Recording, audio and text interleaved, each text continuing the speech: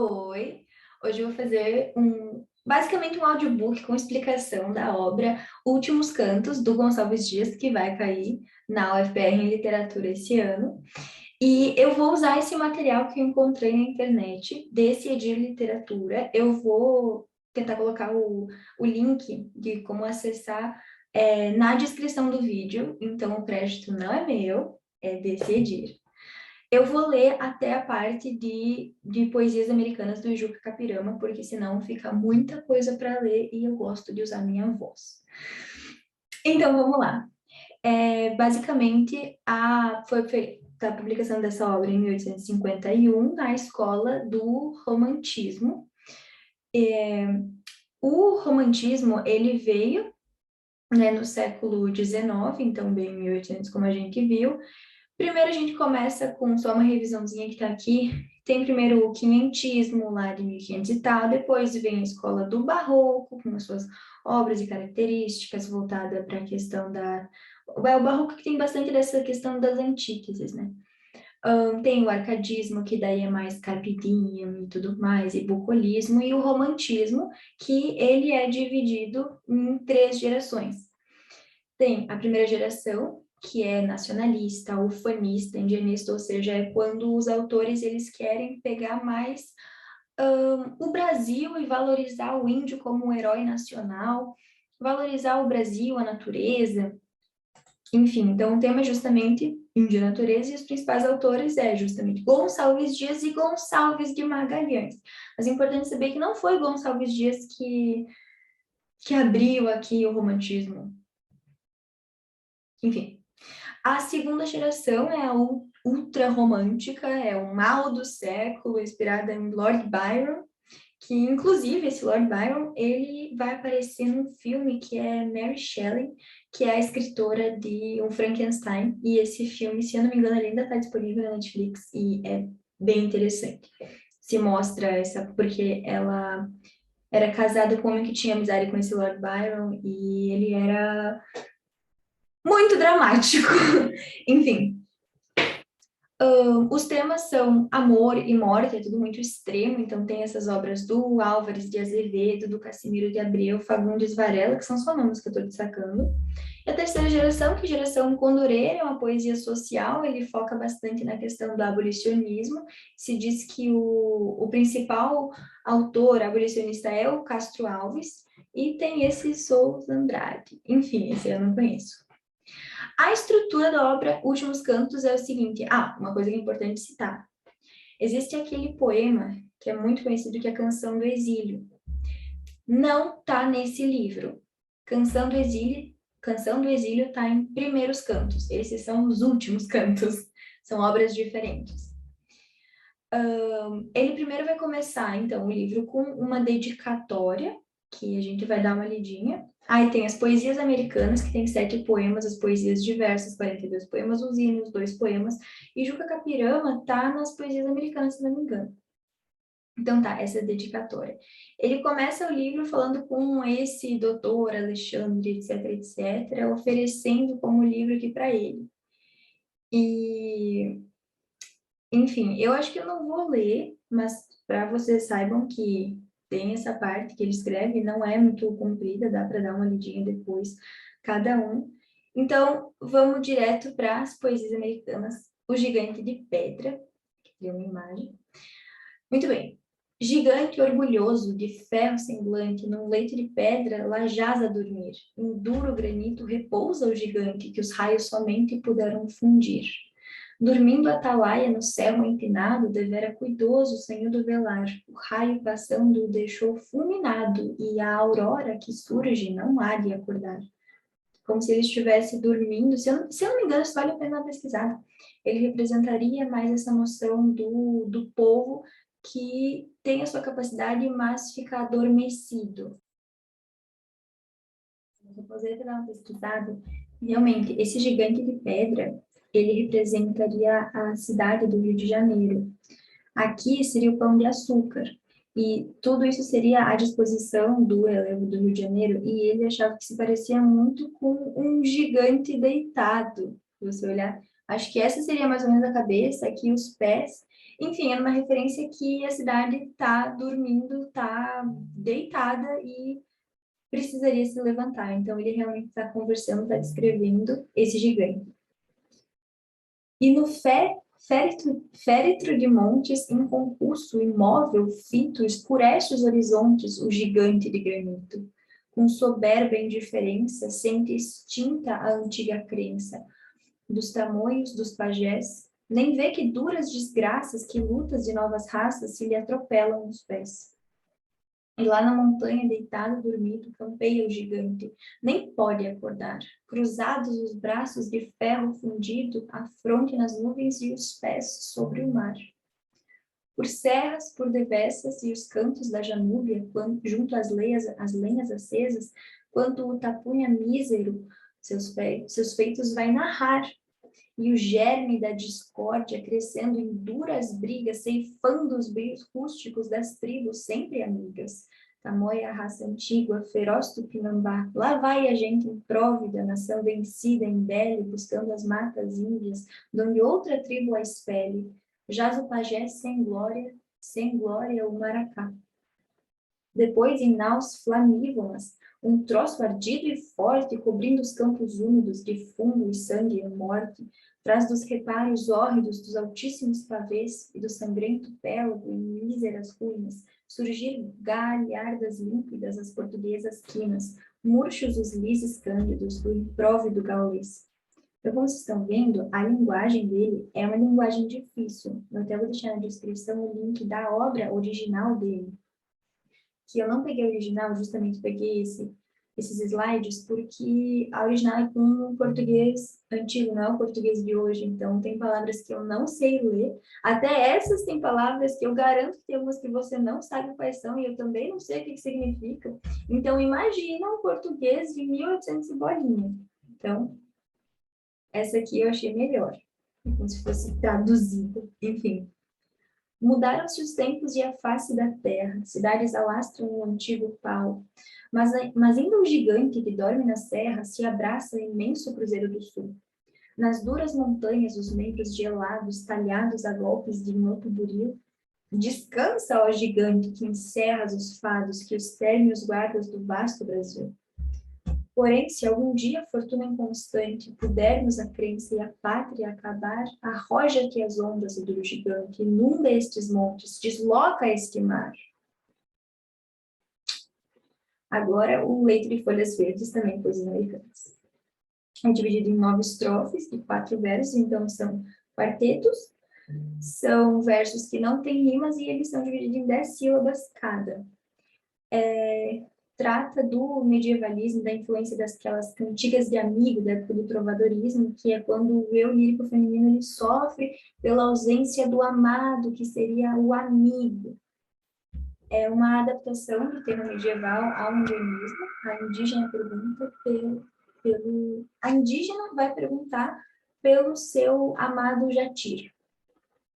Então, por que tardas, Jatir, que tanto custo a voz do meu amor move os teus passos? Da noite a viração, movendo as folhas, já nos cimos do bosque rumoreja.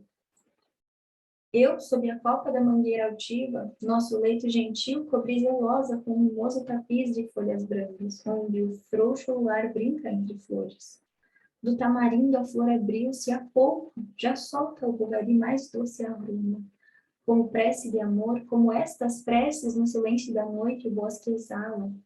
Brilha a lua no céu, brilham estrelas, correm perfumes no correr da brisa, cujo influxo mágico respira-se um quebranto de amor melhor que a vida. A flor que desabrocha ao romper d'alva, um só giro do sol, não mais, vegeta.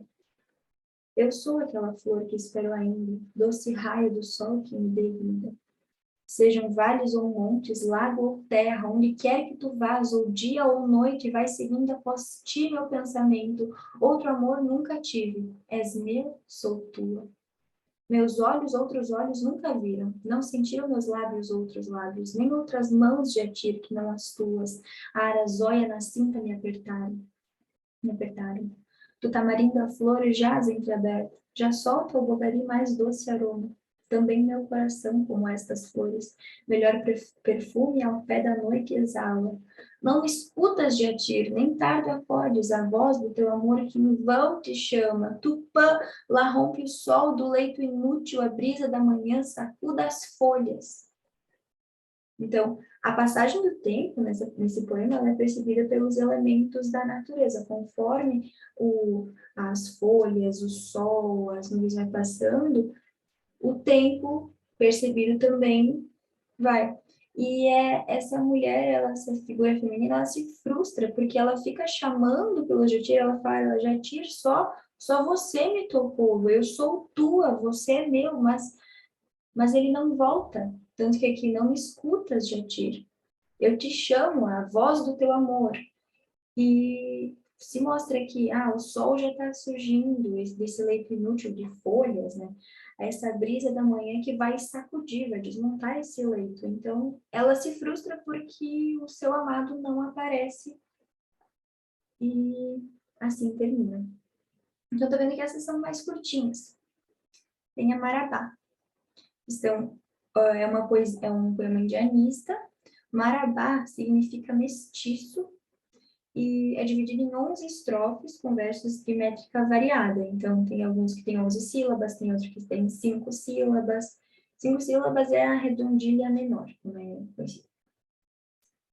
Eu vivo sozinha, ninguém me procura. Acaso feitura não sou de Tupá? Se algum dentre os homens de mim não se esconde, tu és, me responde, tu és Marabá. Meus olhos são garços, são cor de safiras. Tem luz das estrelas, tem meio brilhar. Imitam as nuvens de um céu anilado. As cores imitam das vagas do mar.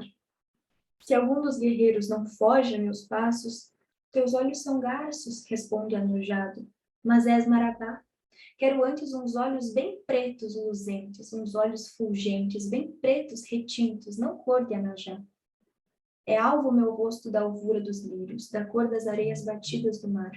As aves mais brancas, as conchas mais puras, não têm mais alvura, não têm mais brilhar. Se ainda me escuta meus agros delírios, és alva de lírios. O rindo responde, mas és Marabá. Quero antes um rosto de jambo corado, um rosto cristado do sol do deserto, não flor de cajá. E as doces palavras que eu tinha cá dentro, a quem nas direi? O ramo da acácia na fronte de um homem jamais fingirei. Jamais um guerreiro da minha arazóia me desprenderá. Eu vivo sozinha, chorando mesquinha, que sou Marabá.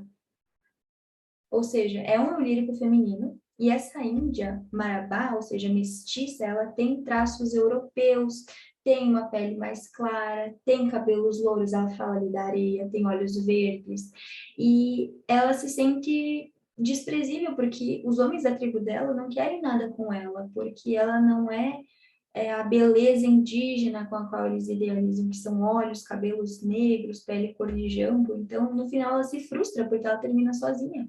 Aqui ela fala que eu tenho doces palavras dentro de mim, para quem que eu vou dizer na frente? Eu não vou dizer isso para um homem, porque os guerreiros, ninguém daqui da minha tribo vai me desprender, ninguém vai ficar comigo. Então eu vivo sozinha, chorando mesquinha que sou Marabá, que sou mestiça.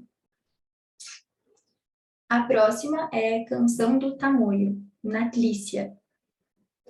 São 10 estrofes, com 8 versos, então são oitavas. Tem 5 sílabas poéticas, então, que eu falei das redondilhas menores. Tem esse subtítulo, que é Natalícia. Não é Natlícia, é Natalícia. Enfim, é algo assim. É uma canção pelo nascimento de uma criança. O eu lírico, quem fala, é o pai indígena. Então, vocês estão vendo, está tratando bastante de pessoas de eu líricos indígenas. É um pai que recebe o filho e ensina que o sentido da vida é a luta e o destino dela é morrer como um guerreiro, morrer com sua honra. Então, também vai tratar de um paradoxo, que é a vida e a morte. Então, não chores, meu filho, não chores que a vida é luta renhida, viver é lutar. A vida é combate que os fracos abate, que os fortes, os bravos só pode exaltar. Um dia vivemos. O homem que é forte não teme da morte, só teme fugir. No arco que empesa tem certa uma presa, quer seja tapuia, condor ou tapir. O forte, o covarde, seus feitos inveja, de o ver da peleja, garboso e feroz, desculpa pronúncias erradas, e os tímidos velhos, nos graves conselhos, curvadas as frontes, escutam-lhe a voz. Domina, se vive, se morre, descansa, dos seus na lembrança, na voz do porvir, não cures da vida. Ser bravo, ser forte, não fujas da morte, que a morte há de vir. Então, não tema a morte, ela vai vir, mas enfrente ela com honra, com coragem. E pois que és meu filho, meus brios reveste, tamanho nasceste, valente serás. Então, porque você é meu filho, você vai ser valente. Ser duro, guerreiro, esse seja robusto, fragueiro, brasão dos tamoios, na guerra e na paz. E não é a música do Jota Quest. Teu grito de guerra retumbe aos ouvidos de inimigos transidos por vil comoção e tremam de ouvi-lo, pior que o sibilo das setas ligeiras, pior que o trovão, então que temam você. Aí ele repete, domina, se vive, se morre, descansa, dos seus na lembrança, na voz do porvir. Ah, não, não é repetição, é só o slide. Achei que fosse ser tipo um refrão. E a mão nessas tábuas, querendo calados, os filhos criados na lei do terror. Teu nome lhes diga que a gente inimiga talvez não escute, sem pranto, sem dor. Porém, se a fortuna, traindo teus passos, que arroja nos laços do inimigo, falas, na última hora teus feitos memora, tranquilo nos gestos, impávido audaz, e cai como o tronco do raio tocado, partido, rojado por larga extensão. Assim morre o forte. No passo da morte, triunfa, conquista mais alto brasão. As armas ensaia, penetra na vida, pesada ou querida, viver é lutar. Se o duro combate, os fracos abate, aos fortes, aos bravos, só pode exaltar. Então, deu para pegar a mensagem principal, que é o pai falando para o seu filho, para ele ser forte, para ele ser corajoso, para ele enfrentar a morte, quando ela chegar, como um guerreiro. A próxima é a mangueira. São 7 estrofes com 7 versos, 7 sílabas poéticas, então 777. Ele vai exaltar a árvore frutífera, que é a mangueira, não é mangueira. Ele vai ter esses paralelismos, então ele vai repetir os versos. Ali eu achei que fosse ter isso, mas era só a repetição do slide mesmo, mas aqui vai ter essa questão do refrão. Já viste coisa mais bela do que uma bela mangueira e a doce fruta amarela sorrindo entre as folhas dela e a leve copa altaneira? Já viste coisa mais bela do que uma bela mangueira? Então, antes vocês estavam vendo que ele estava falando bastante do indígena, depois ele vai voltar nesse tema, mas agora talvez ele quer focar na natureza. Nos seus alegres verdores se embalança o passarinho, todo é graça, todo amores, decantando seus ardores à beira do casto ninho. Nos seus alegres verdores se embalança o passarinho. É isso, acho que ele vai ficar repetindo basicamente isso. Mas o foco é realmente a natureza, ele está falando do passarinho, da mangueira, da fruta. A próxima é a mãe d'água. São 35 estrofes, métrica variada, então não vai ser tudo, 5 sílabas poéticas. Não. Mas o predomínio vão ser 7. Mas não vai ser regra. É referência a um mito que vem da Europa, que também apresenta variantes negras, a questão da Iemanjá e a indígena Ayara. No poema, entretanto, a figura feminina sedutora é loira e tem olhos claros, né? Como se fosse realmente essa mãe d'água. E vão se alternar as falas do menino, da mãe e da mãe d'água. E isso se chama de polifonia. Então, vamos lá. Então, recapitulando. Tem a mãe d'água, tem a mãe e tem o seu filho, o menino. Agora, provavelmente é o menino. Minha mãe, olha aqui dentro, olha a bela criatura que dentro da água se vê. São de ouros os longos cabelos, gentil a doce figura, airosa, leve a estatura. Olha, vê no fundo d'água que bela moça não é? Minha mãe, no fundo d'água, vê essa mulher tão bela, o sorrir dos lábios dela, ainda mais doce que o teu. É como a nuvem rosada que no romper da alvorada passa risonha no céu. Olha, mãe, olha depressa, inclina a leve cabeça e nas mãozinhas resume a fina trança mimosa e com pente de marfim. Olha agora que me avista a bela moça formosa, como se fez toda rosa, toda candura e jasmim. Dize, mãe, dize, tu julgas que ela se ri para mim? São seus lábios entreabertos, semelhantes a romã, tem ares de uma princesa e, no entanto, ó, tão medrosa, ainda mais que minha irmã. Olha, mãe, sabes quem é a bela moça formosa que dentro d'água se vê? Então, esse foi o menino falando para a mãe, olha, olha, ali tá a Iemanjá, a Yara, a mãe d'água.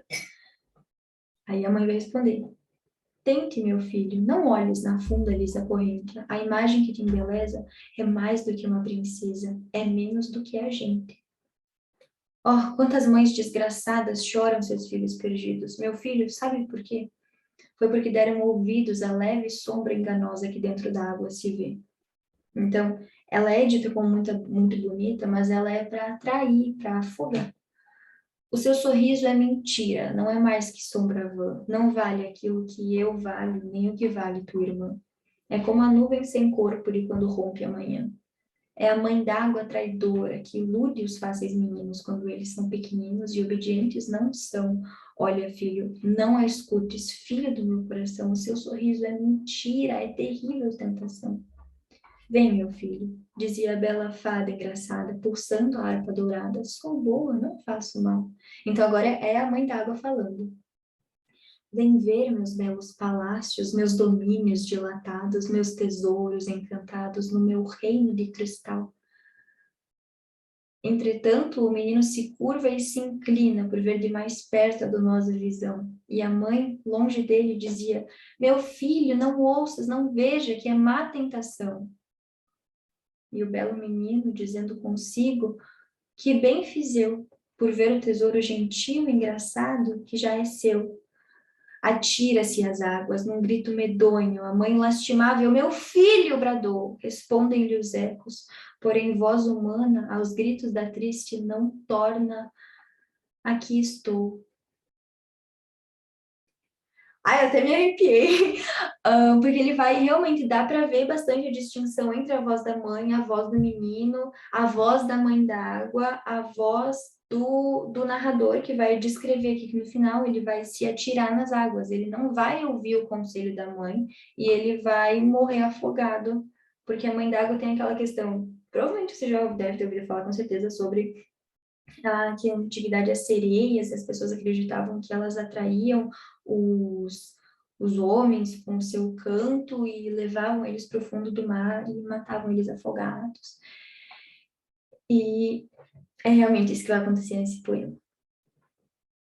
E agora eu vou parar, vou postar esse vídeo e agora eu vou... Agora não, depois eu vou postar a parte do Juca Capira. Obrigada por ter assistido.